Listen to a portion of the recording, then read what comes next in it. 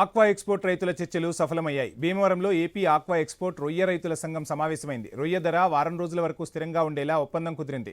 కొన్న count రొయ్యలకు separate rate ఇవ్వాలని రైతులను కోరారు. ట్రేడర్స్ వల్ల మోసపోతున్నామని, నేరుగా రైతుల నుంచి కొనుగోలు చేయాలని విజ్ఞప్తి చేశారు. రైతులకు అన్ని విధాలా సహకరిస్తామని ఆక్వా ఎక్స్పోర్టర్స్ హామీ ఇచ్చారు.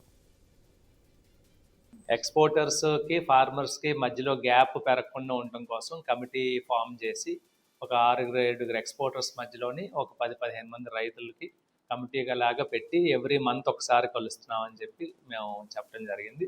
దానికి వాళ్ళు కూడా ఆహ్వానించారు.